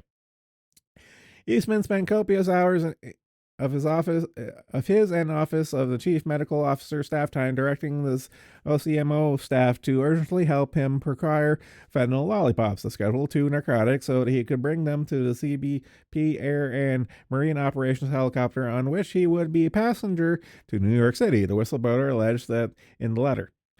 Dr. Eastman claimed that his possession of fentanyl lollipops was necessary in case a CBP operator might be injured or in case a CBP Air and Marine Operations team encountered a patient in need. Customs and Border Protection is the chief agency responsible for detecting and stopping illegal flow of fentanyl into the United States across the international borders. Eastman's staff initially responded to his request by explaining that Narcan, which can save lives of those who overdose on fentanyl, has been requested for CBP operations in the past, but not fentanyl itself. That's the rub. He's asking for straight fentanyl from his guys to take to work. The whistleblowers say staff members raised questions about how he would store the lollipops and what he would do with unused fentanyl at the end of the operation, according to the report. Eastman's response to the staff questions by writing his own policy regarding the requirement of Schedule II narcotics, which failed to outline how narcotics will be stored and disposed of, the whistleblowers allege. He was ultimately unsuccessful in his bid for the lollipops because the vendor would not be found in time for the UN General Assembly, a meeting of diplomats and heads of states to discuss international issues. While it would be unusual for the CBP top medical officer to attend, he said that he needed to go because CBP's Air and Marine Operations Division was assisting Secret Services with security, which raises more questions. The whistleblower is represented by a nonprofit Government Accountability Project, also alleged Eastman was under investigation by CBP Office of Professional Responsibility at the time regarding improper ordering and securing of narcotics for a friend who was a pilot of the Air Marines operations. Hey, it all comes together. The friend worked as a helicopter pilot for the Air Marine operations in New York during the General Assembly, the report says. Hey, it all lines up. Eastman was promoted to acting chief medical officer in June after the agency made the abrupt change in leadership following the death of an 8-year-old girl in CBP custody who died on on-site medical personnel allegedly ignored warning signs and ignored her mother. I remember reading this a while back, and again, it's just like it's just one giant shit show, and they're not fooling anyone for a lot of the shit.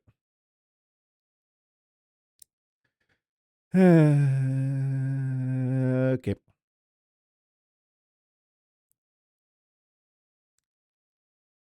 Circling back to my favorite subject, License to Play God. Physician group files brief against Biden and COVID. The Association of American Physicians and Surgeons filed an amicus brief against the Biden administration in a Supreme Court case criticizing the government's online censorship of COVID-19 information. This is shit we covered before, but it bears repeating. Lawsuit Murphy versus Missouri alleges the administration engaged in coercing social media platforms to suppress COVID-19 content. We saw this in real time. This didn't happen that long ago, and I'm not going to let people forget this because the shit is important. So it doesn't happen again. If it happens again, start fat posting. The American Medical Association and other groups filed an amicus brief with the Supreme Court supporting the Biden administration. In this brief, the AMA and its allies said the federal government had a compelling interest in the case. Duh. They justify censorship by arguing that combating vaccine misinformation is as simple as the government trying to prevent factually incorrect statements from costing people their lives. Even though your actions are what cause people to fucking die, you fucking totalitarian cunts.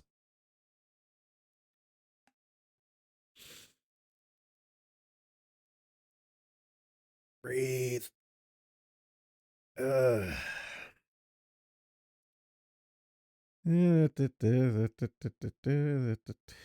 God.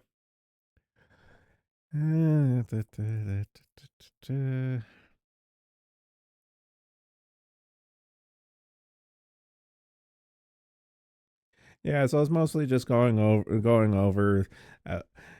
Largely, this is just one facet of the overall pushback that has long since begun against the COVID death cult and stuff. But I would argue it's too little, too late. But it's better doing something than not doing nothing. I don't know.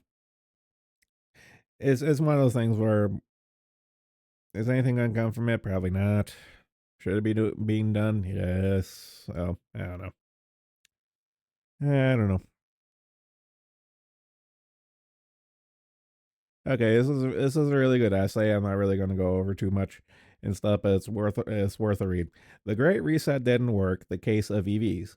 We are living through one of history's longest, most excruciating versions of "We Told You So." When in March 2020, the world government decided to shut down the world's economies and throttle any and all social activity and deny kids schooling, plus cancel worship services and holidays, there was no end to the warnings and terrible collateral damage. Even the most of them were censored. So long story short, yeah, it's like we told you so. Like we all know how things went and how they are continuing to go. And this here is going over the specific case study of electric vehicles, which we've covered repeatedly, in that the bubble has burst. Like the ESG flush, effectively the ESG slush funds from BlackRock and all those companies have run dry. Like the scam, like either communism scam or good old fashioned scams, all of them work up until you run out of the money. And once the money dries up, the scam ends. And that's all it comes down to it.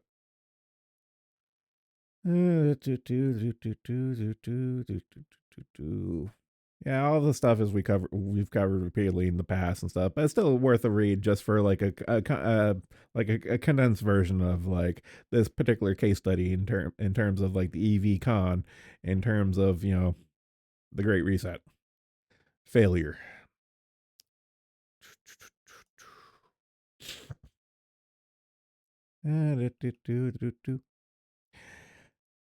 Pour one out for whiskey. Pour whiskey out for whiskey. Watch, mobs of violent Africans migrants riot, attack police in Holland. Mass violence broke out in the city of Hague in the Netherlands Saturday night as hundreds of marauding African migrants attacked police, smashed property, and set fires in scenes that once again highlight the complete failure of multiculturalism. But I digress and repeat myself. Many such cases. Looks like a gang fight between goat fuckers versus other goat fuckers. Unfortunately, Nig's gonna nog and burn shit down and loot and all that. The summer of love, peaceful but mostly fiery, but mostly peaceful protests. All this shit we've seen before. Yeah, it kind of sucks.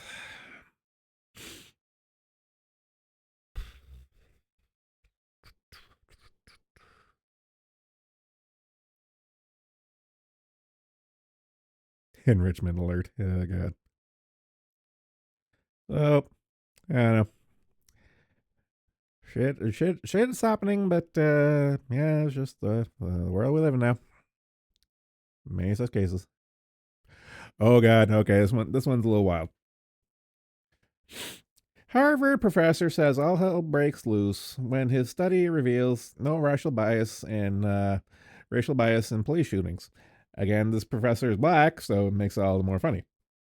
Barry Weiss, the Free Press, sat down with Harvard economics professor Roland Fryer and the University of Austin last week to discuss what it means to pursue the truth.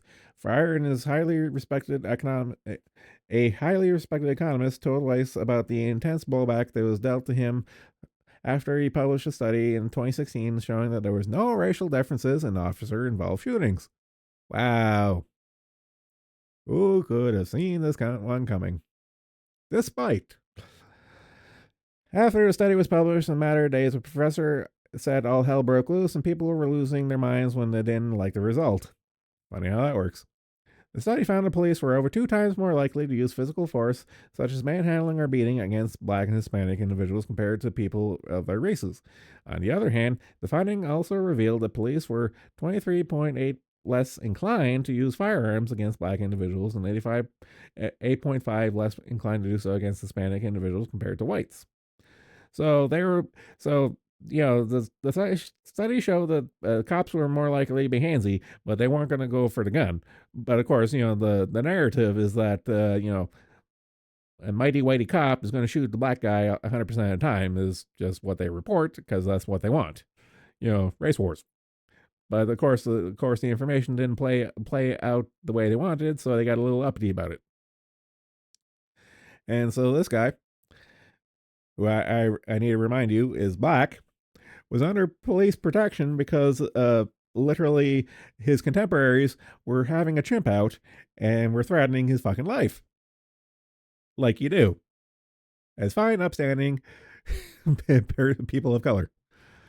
Yeah, it's kind of sad because he had he had a 7-day-old daughter at the time, was going to the grocery store to get diapers with an armed guard. It's like, no one needs to do that.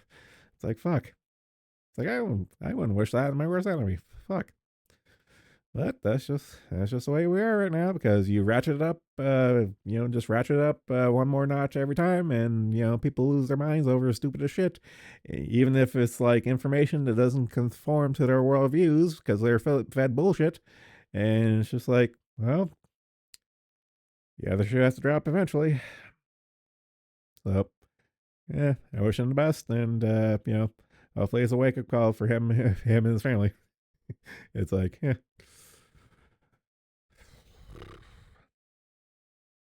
Oh God. Okay, I had a chuckle over this one here because I saw this here when it first made the rounds, and I was hoping Kershaw would have covered it the other day. I even linked it in their stream suggestion, but nothing came of it. So, by golly, I'll do it myself.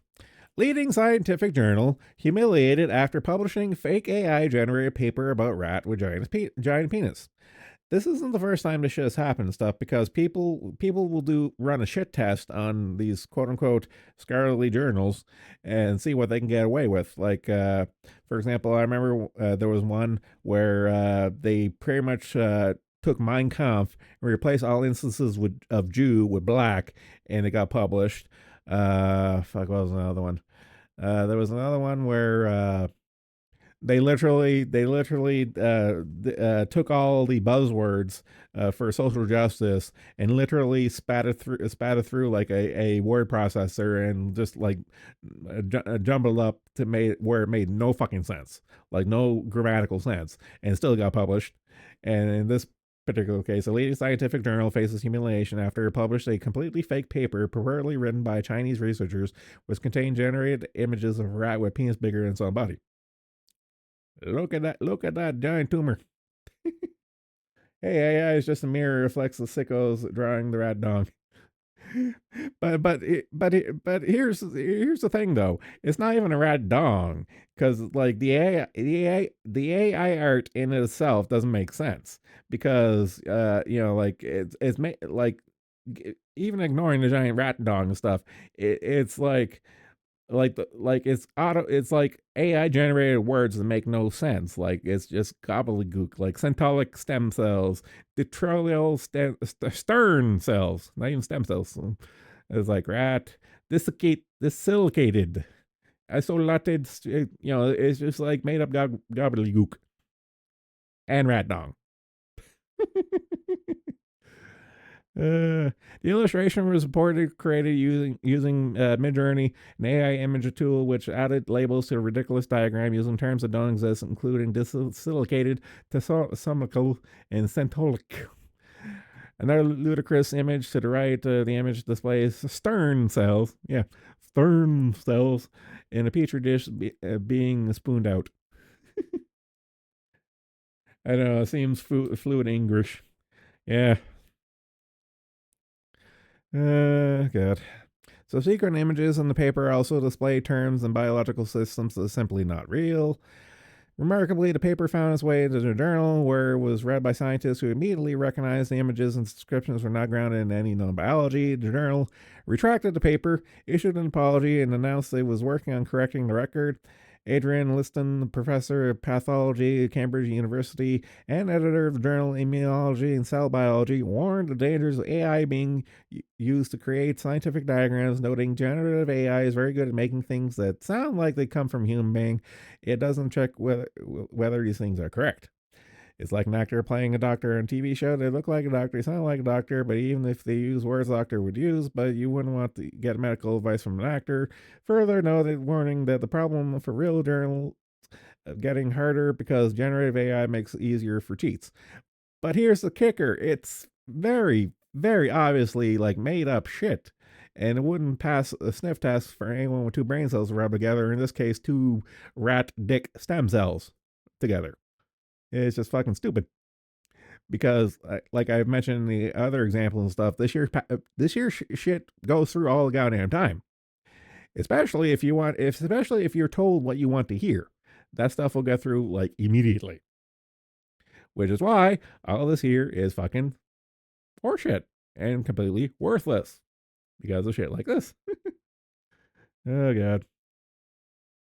Again, like seriously, it's just like it's like generation 1 AI art that made it pass to publication. It's fucking hilarious. Like, look, this rat is being generated by this here cell, and this is like, it's just like you're not fooling anyone except whoever was asleep at the wheel at the time. Again, I found this here funny because ha ha ha rat dog, but it's just like shit I know already because like it's all worthless. It's like fuck. Speaking of worthless, dude, black activists lawyers idea to stop law breaking. Just legalize crime. I'm going to repeat that because it's fucking retarded. Black activist lawyers' idea to stop law breaking. Just legalize everything. During a recent appearance on MSNBC, black activist lawyers suggested that crime in the United States could be completely eliminated if all crimes were just legalized. It's just that easy, bro. Just legalize all the crimes. And they'll magically go away. Yes, really. The comments were made by Ben Crump, who specializes in civil rights cases and was attorney for the families of the Ahmaud Arbery, Breonna Taylor, and George Floyd. So clearly, this guy has this guy has a clientele with a very specific unifying thread.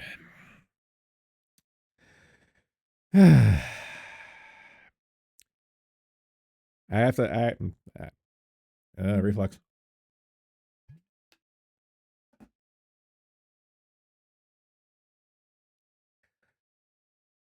It's the weathering article all over again. Oh god.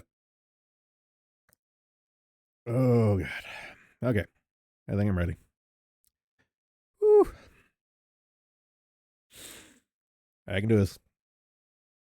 We can get rid of all crime in America overnight, just like that, Crump told his fellow guests, one of whom was civil rights activist Al Sharpton. I can't. Oh god. Sharpton was on this. Oh god. And people ask how Attorney Crump changed the definition of crime. Of course, responded another guest. If you just define what conduct is going to be made criminal, you can predict who the criminals are going to be. He added Crump. Oh, okay. I can't. The stupid. It hurts. Another guest responded by suggesting all black people are criminals by their nature. They made laws to criminalize our culture. Black culture, responded Crump. Respondents on X asserted Crump was essentially acknowledging someone he probably didn't intend to. Criminal behavior in America is just black culture. Wow, I didn't know that. Picture unrelated. Well, oh god. Some of these comments are pretty funny though. I mean, this has been Democrat position for a long time. He just said it out loud. True. Actually, he's pretty close to the right. Black, African, and tribal cultures allow a lot of killing and taking of property. The concept of private property is really just from European culture, but if they want to live like that, they should go to Africa. We don't want it here.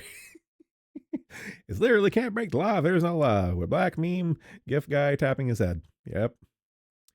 Anyone still doubt there's no fixing this? I agree. Let's hear him out. I want a list of actions that are currently criminal they want to decriminalize. I'm all ears. This is coming from Sargon, white nigger, Carl Benjamin himself. From Sargon of Akkad. Let's hear him out. These niggers are onto something, said Carl. These niggers are onto something, said Carl Benjamin. Oh God. Meanwhile, Scott Adams was unavailable for comment. Scott Adams being a man, becoming a meme for noticing things you're not supposed to notice. Oh God. Oh God, I'm in tears. Oh God.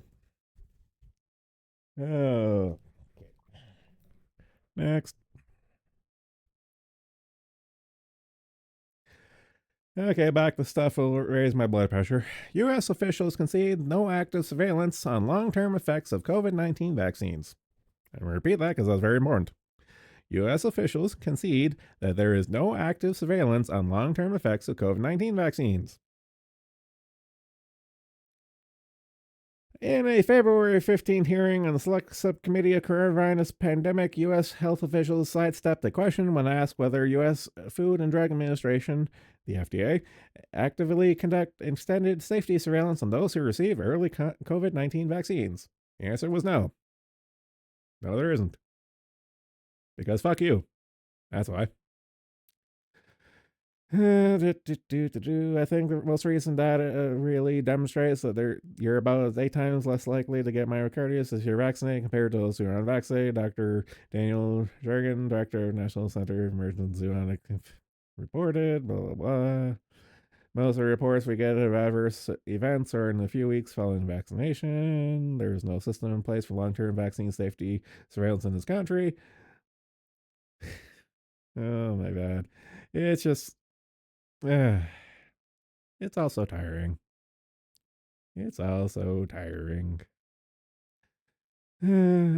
Fuck these people. Fuck them.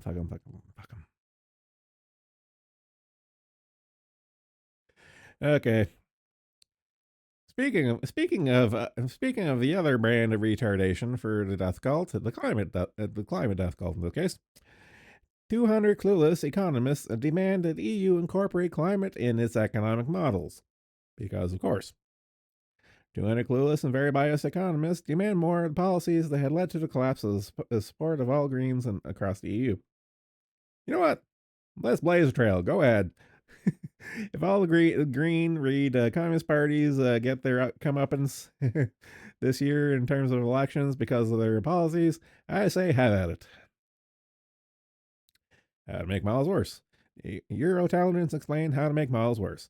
A group of economists have written a letter to the European Commission that should change its economic models to take climate policies into account. If climate were an important factor in macroeconomic performance over the forecasting horizon, usually a year or two, then it should, but it isn't. We are no slouches ourselves when it comes to criticizing general equilibrium-based economic models, the kind of which the Commission uses. Our argument is that these models are worse than useless. So let's just substitute one useless model with another useless model, and it totally magically makes it all better. Why? Because reasons. Not only do they get it wrong all the time, the massive forecasting errors guide policymakers in making wrong decisions. A specimen of one such commission forecast came out yesterday. We recall an analysis, obviously not an employee of commission, who once took it upon himself to check the forecast against actual data. He came up with a correlation coefficient of 0. This is quite hard to achieve, even if you try to. The argument by 200 economists goes in a completely different direction. They don't care about accuracy, they want to introduce even more bias. The main argument is the current model favors market-based over regulation-based solutions. If that there were reasons for a model's poor performance, we would accept this argument, but again, this is not the case. The purpose of the change in the model is to introduce a positive bias in favor of climate change investment, presumably because electorates are pushing in the other direction. There's the rub. The latter is testimony in the ongoing delusions amongst economists that they are in charge of economic policy and their models really matter in the world. Spoiler alert, they don't. We are seeing central banks like ECB are starting to distance themselves from these models because chronically poor performance. That translates to it doesn't fucking work. Oh, fancy that. It's noble the economists are not all interested in the truth. They want biased models to produce certain outcome. Yes. I wonder what that outcome is.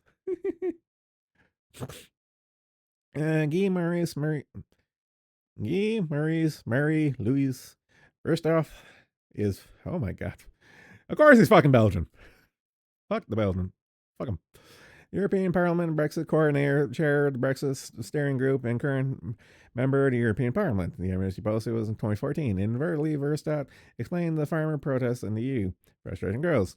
AP News reports the EU farmers' frustration grows with every click of the mouse. And this is like the farmer protests we've covered before, and it's ongoing, and depending where you're at. And of course, the fiery but mostly peaceful protests going on in the Netherlands right now. So, it's going over the whole point is that what these quote unquote economists want to do is they want to prop up a dying system that is the failed system of greenwashing and the ESG and all that crap, which of course failed and money ran out. But they're trying to what they're trying to do is that they want to legislate to keep the gravy train going. And of course, anyone with a bullshit detector realizes, hey, you had your chance, it doesn't work, fuck off. So, I don't know. See if anything comes from it.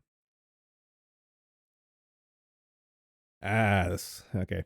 So, the last thing I have lined up is COVID vaccine shedding is real, FDA and Pfizer documents of proof. We've covered this before in that the gene therapy that they passed off as a vaccine is a hodgepodge of genetic soup. And unfortunately, it is the gift that keeps on giving if you take it. The topic of COVID-19 vaccine shedding has long been controversial, but now some doctors say it's real. Too little, too late, but well, let's continue. Shedding is unfortunately real, said Dr. Pierre Corey of the Frontline COVID-19 Critical Care Alliance. Flick. Conference in Phoenix, Arizona in early February. The FDA, U.S. Food and Drug Administration, knows that. Dr. Corey, co-founder of the FLCCC, a nonprofit advocacy group founded by physicians for the treatment of COVID-19, long COVID, and post-vaccine syndromes. He is also the co-founder of a leading-edge clinic and treated over 1,000 long COVID and post-vaccine patients.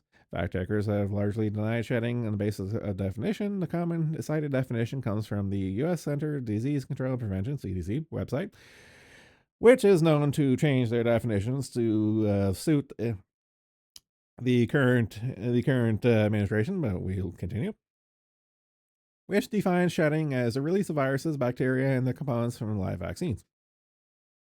While mRNA and adenovirus vaccines are not live vaccines, they function similarly to gene therapy products, which is why I call them gene therapy, and which is why I got a medical misinformation strike on YouTube, because I call them what they are. They're fucking gene therapy products, not vaccines.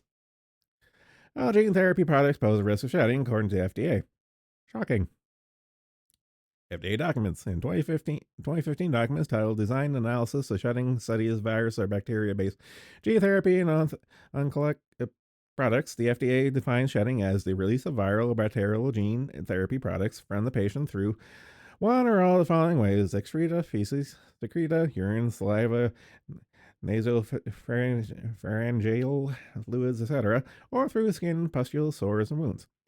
The same document, the FDA explains what gene therapy products are: all products that mediate their effects by transcription and or translation of transferred genetic material. The COVID, mRNA, and adenovirus vaccines fall in this category, which is why I call them gene therapy, not vaccines.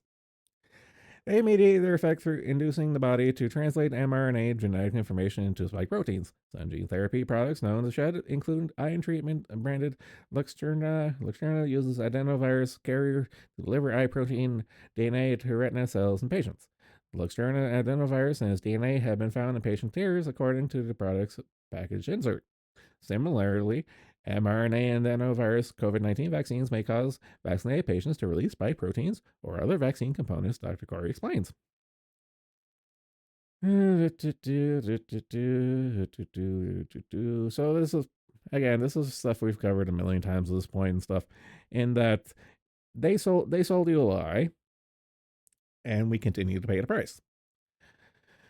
Going over breastfeeding, how it ends up in the breast milk, blah, blah. Pfizer knowing this from day one, due to their internal documents coming onto light.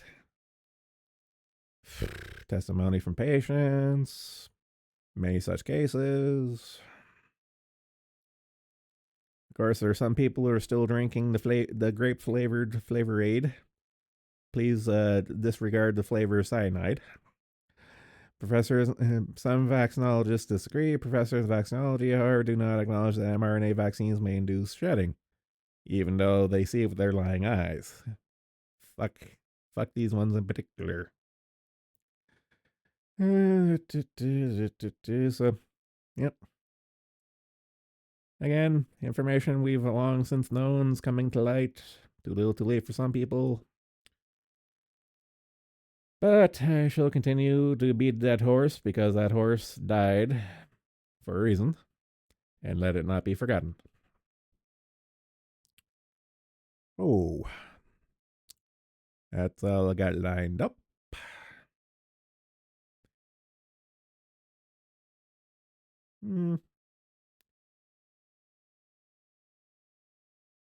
I'm currently chipping away at watching.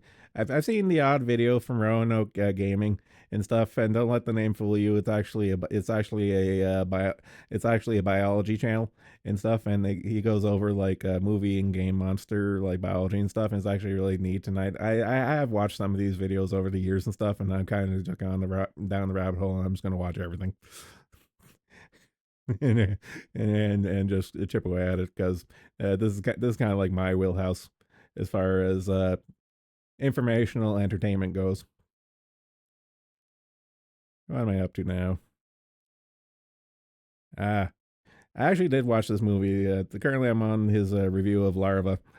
And it's actually, to be blunt, Larva is a ripoff of Slither. And Slither, to be honest, was a much more entertaining movie. So I'm going to get back to that. So, thanks for coming. Take it easy. Later.